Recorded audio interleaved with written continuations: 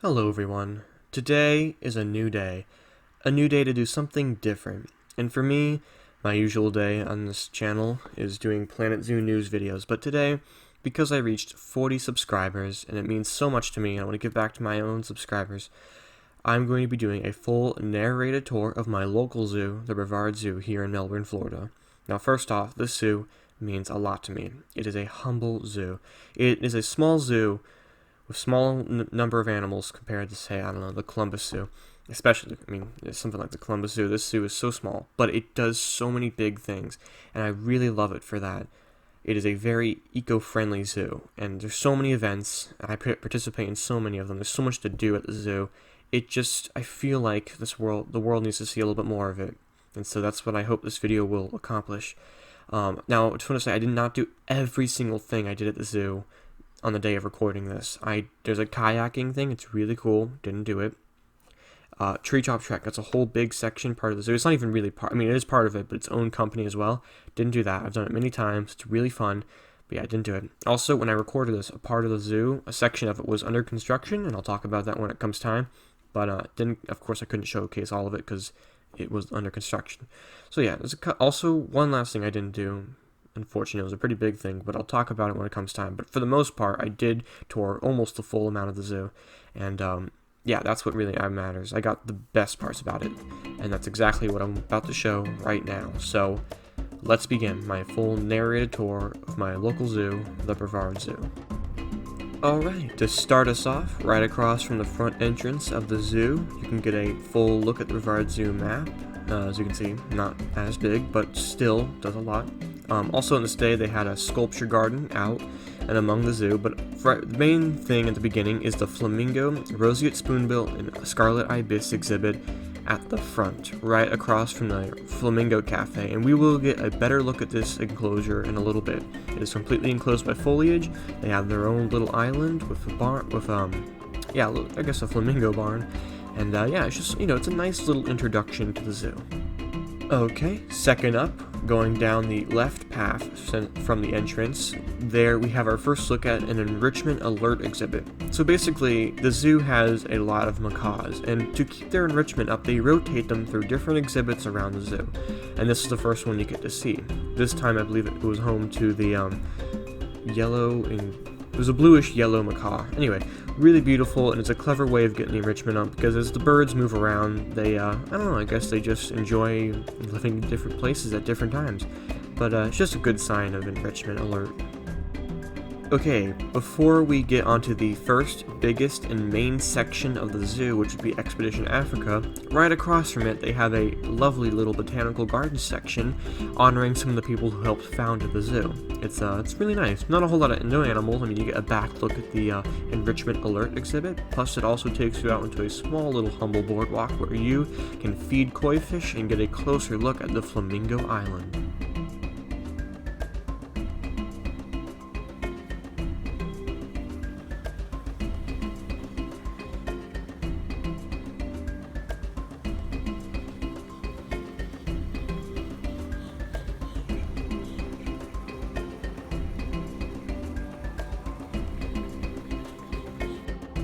And now we move on to Expedition Africa. Before we get on to the large island where most of Expedition Africa is located, right before it is a beautiful, really well architectured meerkat exhibit. All the meerkats are always out, and of course a very popular attraction. I must say it's actually truly amazing meerkat exhibit. And right across from them is an African rock python and Burmese python exhibit.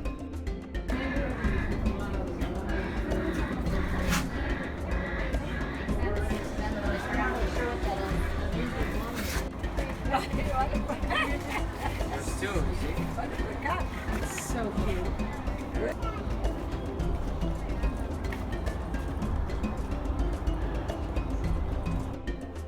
Right after it is a nice little boardwalk heading on to the actual Expedition Africa island, and also you get a glimpse at one of their only Asian animals in the entire zoo. And that only Asian animal would be the siamang. Still kind of an odd inclusion to see it in an African-themed area. And this is the kayaking of Expedition Africa. And one of the first prominent exhibits of Expedition Africa is the African bird exhibit that we'll be getting a better look at in a moment. And just before we get to the bird exhibit, on the side of the boardwalk, you can get a cool look at the radiated tortoise and leopard tortoise.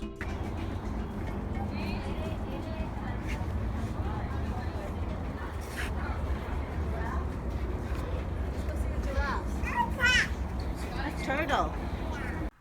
And now about that bird exhibit. Placed just at the front of Expedition Africa, this exhibit features a couple different types of birds, from marabou storks to black-crowned cranes, and I believe some type of hornbill. Also, it features a family of klipspringers. It is a beautiful, lush little African exhibit that kind of nice and welcoming to Expedition Africa.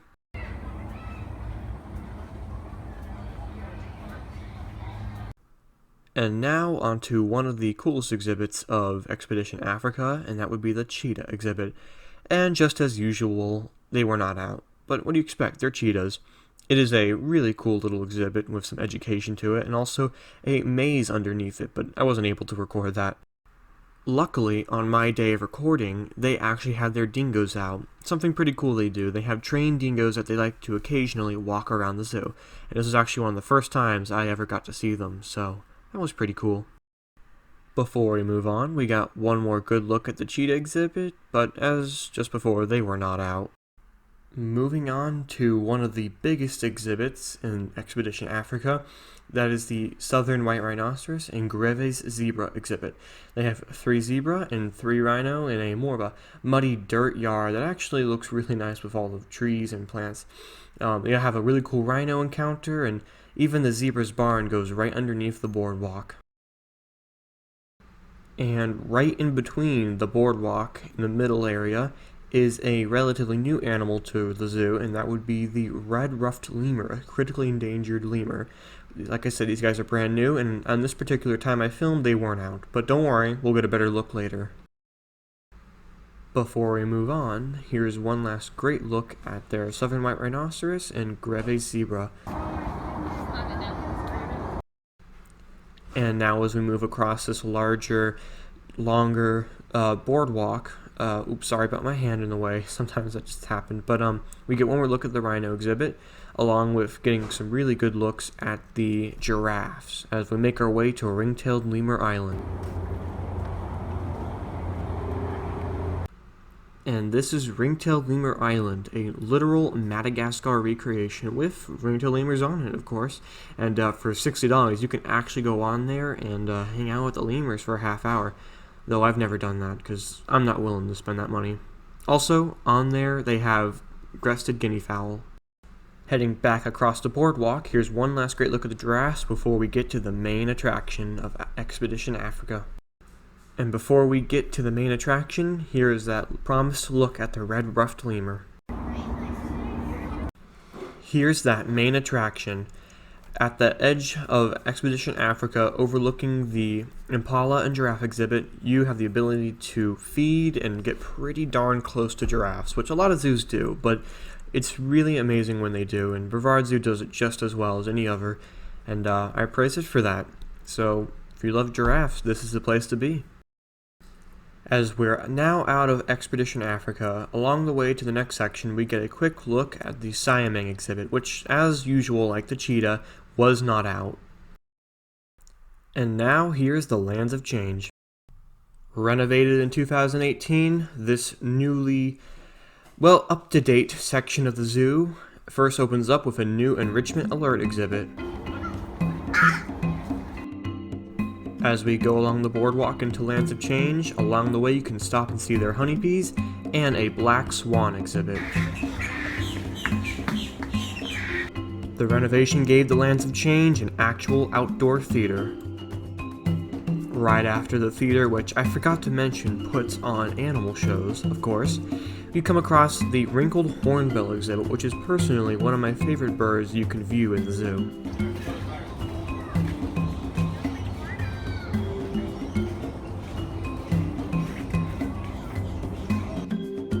Right after that is personally one of my favorite things about the zoo, or in general one of my favorite exhibits. Since the renovation, the Brevard Zoo got Komodo dragons, and I love their exhibit, with an indoor viewing in the middle and 2 outdoor enclosures on the sides for their 2 currently pretty well thriving Komodo dragons.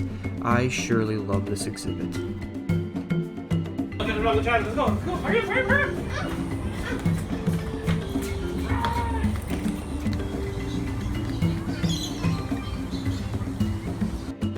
Right across from it is an exhibit that we'll be getting to eventually, which will be the kangaroo walkabout. And now, a new kind of change. One of the biggest parts of the Lands of Change is their aviaries. It's split into 2 sides, the lorikeet landing, full of lorikeets and other various birds, and the other side is full of cockatiels and other various birds.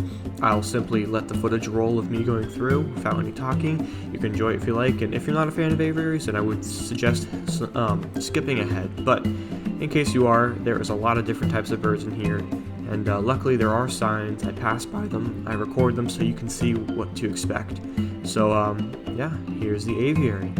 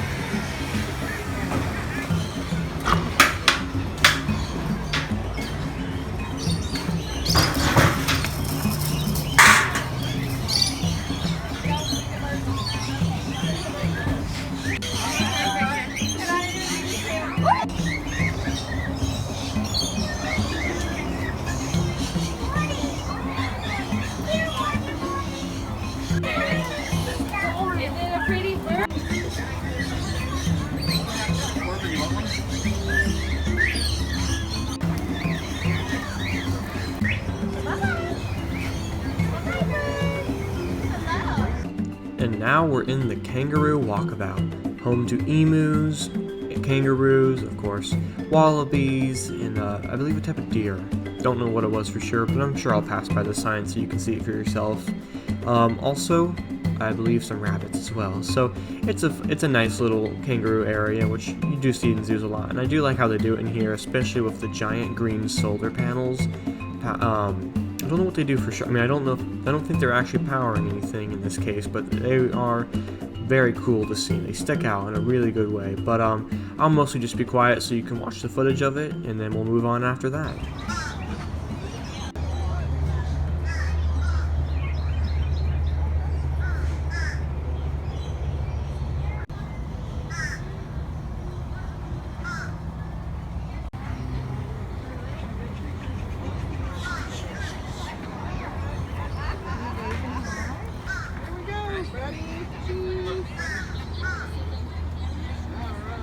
On to the final section of the Lands of Change.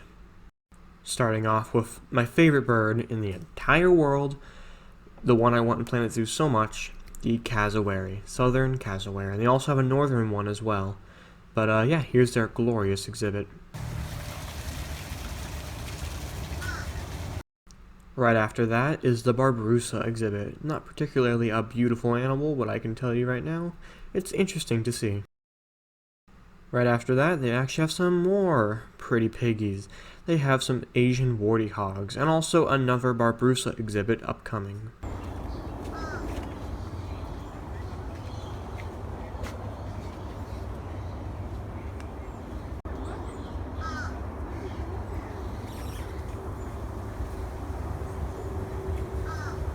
One last great look at the last living dinosaur, basically.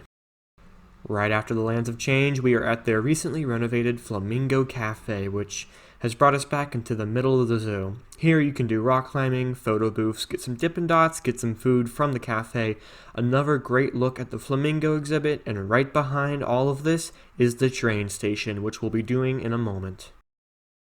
More specifically right now because we are already on the train, and this train is a nice little zoo train. It goes out into a secret special little savannah area with some exclusive savannah animals that we'll be seeing in a moment. So without further ado, let's skip ahead to these exclusive animals.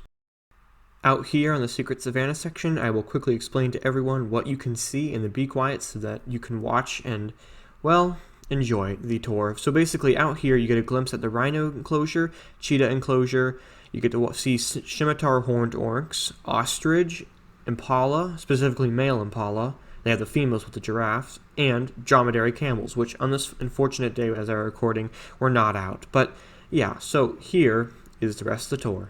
On the actual island of Madagascar, there will be over 100 different species. They all have antelope. Only the males are hanging out on this side of the river. The males have horns and the females do not. And like I said, they all have antelope. Look on her face. But the ostrich are widely considered to be the marathon runners of the wild. They can actually run speeds of 40 miles per hour. They keep it up around 30 minutes or so. You may not be used to the gray color color that the Filipino. The second is they can naturally raise up their body temperatures to 116 degrees Fahrenheit, which might sound a little counterproductive to raise your body temperature up, but it's hot outside, 1,600 pounds. Before we move on to the next section, I decided to stop and get some Dippin' Dots, cause why not?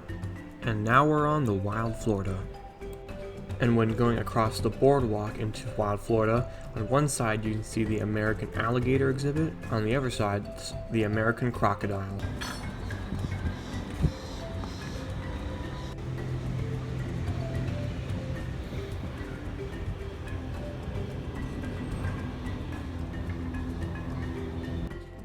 And right before the boardwalk splits into two paths, there is a little exhibit in the corner that used to hold an alligator snapping turtle and also water snakes, but I don't think anyone lives there now.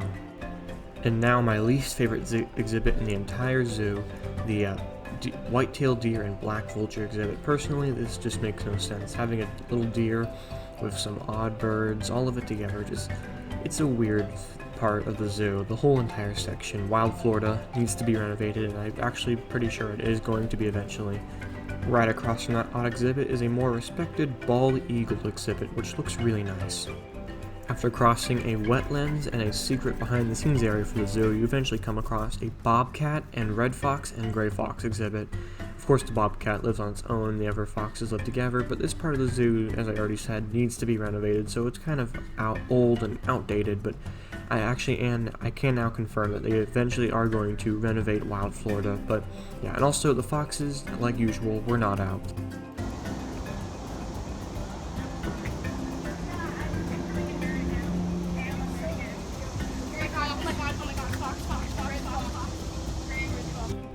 And now, before we get onto the best and most recent thing about Wild Florida, we first get a little Cara exhibit. And now onto one of the best and most recent things about Wild Florida, and the Brevard Zoo in this case. They recently obtained a wild black bear, and her name is Shia, and since they've gotten her, they've been trying to work on her stresses, and on this particular day I filmed, she was not out, and instead they were laying out treats, but hopefully you can see her in her pen back there.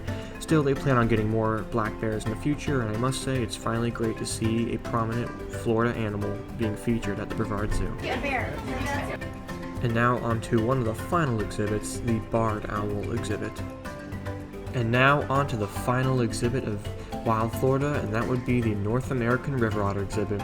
With some pretty cool architecture, slip and slides, grass, all of it. The river otters have a lot of fun here, and every time I come, they're always out and about. So yeah, that's the end of Wild Florida, but I'd quickly like to say I know this part of the zoo is not the best, and as I already said, I know it's going to be getting renovated eventually, like all the parts of the zoo. And still, I do enjoy, and I'm really happy they got black bears, and I can only hope for the best for this part of the zoo. Still, I hope you enjoyed it, and now let's move on to the final section of the Brevard Zoo. And now on to the final and most important section of the zoo right now, as it is currently being renovated. La Selva is being transformed into the Rainforest Reveal, an upcoming renovation of the zoo. I've said already they've been renovating all their areas. They've done Lands of Change, and now they're doing this. This area will soon contain giant otters, which is a brand new species, an aquarium, which is also really awesome, a new venom house, flooded forest, which I believe is a new aviary, more sky trails, which we'll show you in a moment, for monkeys, also more spider monkey exhibits, and a new jaguar exhibit. Along with that, apparently a cognition center. There is a lot to enjoy in the upcoming Rainforest Revealed, and when it does come out, I plan to make a whole separate video about it. But don't worry, part of it is currently open, or at least the old part is. I sold it. Moving across the boardwalk, we do come across the American crocodile exhibit again, but also we get a look at the construction, or, the barrier to the construction. Though I do believe, last I checked from the recording, I do give everyone a bit of a couple shots of the behind-the-scenes area. One of the first exhibits that were still available was the black howler monkey exhibit, when they were sleeping up in the corner. And now one of the Brevard Zoo's pride and joy animals, they're jaguars. They have a couple jaguars, and at the current moment they have 2 exhibits that are connected by a sky trail. And as I already said earlier, they are building a 3rd jaguar exhibit, which is awesome. And you'll get a look at both the exhibits, truly awesome. And yeah, also in between them are monkeys and other animals.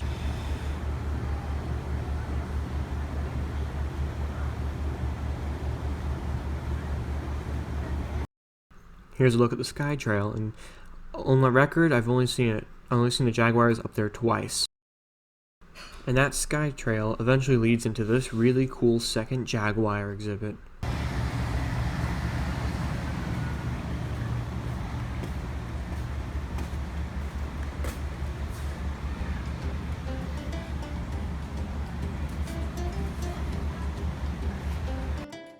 And one of the last animals that are available to see are the squirrel monkeys.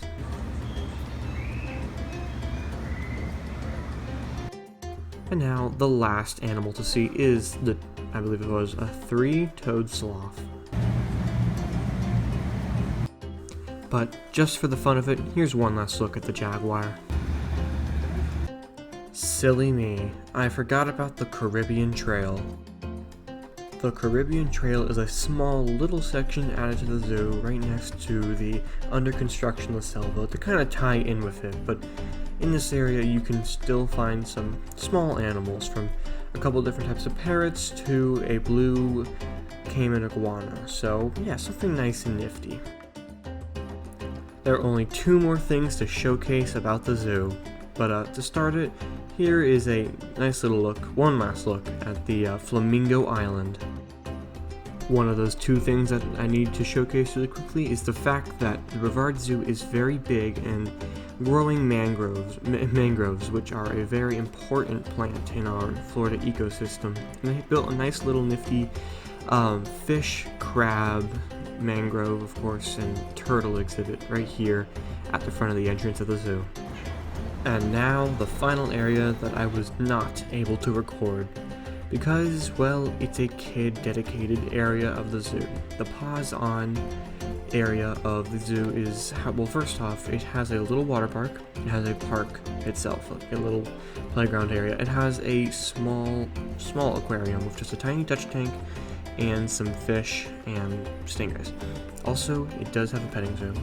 So yeah, there are some things that are definitely worth showcasing, but at the exact same time, it is almost completely kid dedicated, and honestly, it's kind of strange for me to go in there and start recording when almost everyone in there is a kid. I know it's weird, and I'm only a teenager, but I'd still seem kind of weird if I went in there and did that, and it's just really not as exciting or as important as any of the other sections of the zoo that I have already showcased. So I'm really sorry I was not able to show this, but I can tell you, you're not missing a whole lot. Still, it's worth a mention. And when I was younger, just a little bit younger, I did enjoy this. Like the first year I ever came here when I was on a summer camp, I had some fun here, but still, it's just not worth it. But if you ever come to the Brevard Zoo, and if you have kids or you are a kid, definitely check it out. And that, everyone, was my full tour of the Brevard Zoo in Melbourne, Florida. I can't tell you, everyone, how much the zoo means to me, and I really hope a lot of you enjoyed this tour. I know it wasn't perfect, none of my videos are, but I enjoyed it myself. I enjoyed doing that. I enjoyed showing people this humble zoo. And hopefully you saw yourself, this zoo is a small zoo that does big things. At least, I mean, hopefully at least I've gotten that message across, because it does do big things, and that's what matters most in a zoo. And also, as you saw, it is small, but it still has a lot, you know? At least it still has giraffes, it has rhinos, it has now bears, it's growing. And also, that Rainforest reveal coming soon is going to be an absolute amazing thing for the zoo. And also, just as exciting, I was saving this news for last, but in 2021, the Brevard Zoo announced they'll be getting lions, which is very big indeed. And I've made it pretty clear by now, but I like to push around the zoo, ask questions, and well, hopefully I've made that clear. But if just in case you didn't know, I do that a lot. I ask the zoo a lot of questions, and I've managed to smuggle out an answer that, well, apparently the lions may be replacing the cheetahs, and you know what? That's fine. The cheetahs have had their time; they're going to retire, and that's perfect. But yeah, lions coming to Brevard Zoo, very cool. Still, I want to thank everyone for watching this video. Please remember the like button and subscribe, and just know, maybe when I reach, I don't know, maybe 100 or maybe even 80 subscribers, I will do a tour of the other zoo I visit most frequently, and that would be Zoo Atlanta, because I have family up there, and they're about to open up something very big. So yeah, thank you all so much for watching this video, and have a terrific day.